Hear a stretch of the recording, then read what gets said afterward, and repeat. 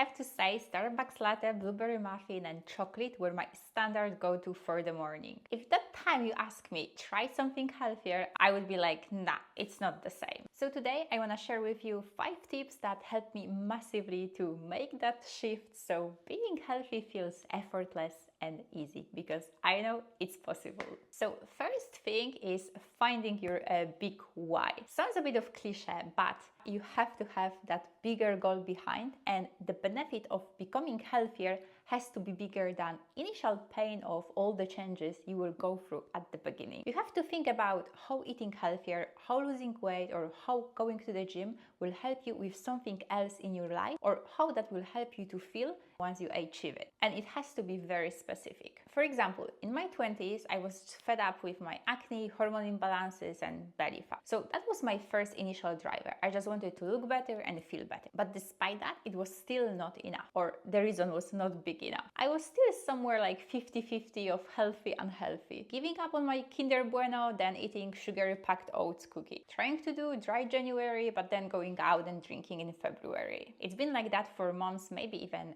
years, until I found a bigger reason. For me, that was dancing, specifically breakdance. I just wanted to become better, stronger, and the feeling I was getting from improving and dancing was something I wanted to re-experience all over again. And I knew that if I eat unhealthy, I will not be able to give my best at the trainings, and then I won't be able to do certain moves, and that will suck and simply will not give me the feeling I was after. So for me personally, the big why was dancing and the feeling attached to it. For you, it can be something completely different, but it has to be very specific, because the first time I wanted to heal my acne and be fitter, it was like, okay, but I was still lacking why and how this will benefit my life in different ways. Then the tip number 2 is don't try everything at once. I was master of making great diet plans, great workout plans, but then giving up after 1 week because they were simply unrealistic. And I also had this all or nothing mindset. So what you want to do instead, and that was one of my biggest breakthroughs, is basically 1% improvement and consistency each day over all or nothing approach. So to give you examples, start with one unhealthy thing. Maybe swap fries with baked potatoes. Maybe instead of having 5 pieces of milk chocolate, have 2 pieces of milk chocolate and 3 pieces of dark chocolate. That's actually how I started getting rid of my milk chocolate addiction. Then maybe swap regular mayo or seed oils packed dressings with guacamole, hummus, or even recently I blended red bell pepper with coconut milk, olive oil, salt, and it was surprisingly easy and tasty dressing. So just really focus on one small thing at the time and then gradually build up. Then tip number 3, if you don't have time to cook, don't cook. And I know it may sound like, but how I will be healthy if I don't cook? But it's 100% possible. And again, it's not about like perfection, but improvement. So try to find healthy places where you can eat or take away, or what I actually do quite a lot is stock up on healthy cupboard foods like sauces, sardines, kimchi, olives, sun-dried tomatoes, or even soups. Here I would recommend though choosing like organic and health shops, because simply they have less unnecessary ingredients and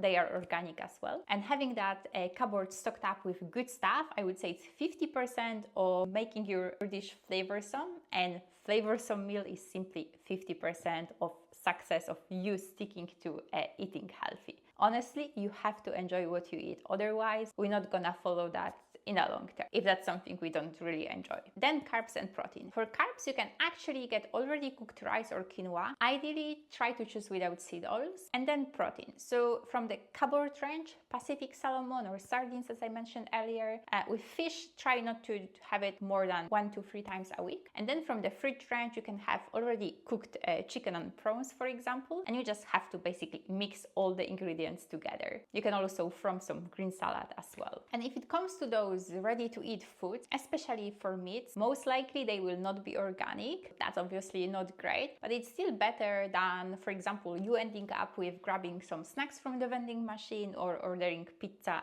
every other night. So the first goal of becoming healthier, I'm always saying, is to find dishes that are healthier comparing to what you have at the moment, then making them flavorsome so you enjoy them. And then with time, once that feels easy, you can build up on that and go with more advanced, fancy cooking experiments. moments. Then tip number 4 is finding one meal or snack that you can have each day that you truly look forward to it. For me, that was having 2 pieces of dark 90% chocolate with my coffee in the morning, or coconut protein balls or chia pudding in the afternoon. I genuinely enjoy all of them, and it kind of became my daily ritual. So here the main goal is really to stop trying with various diets and focus on finding a way of eating that is healthy but also enjoyable. And our brain loves small rewards, so that's something you want to keep in mind every day as well, and give yourself those little rewards from making healthier choices, but also rewards from having the foods that you actually like.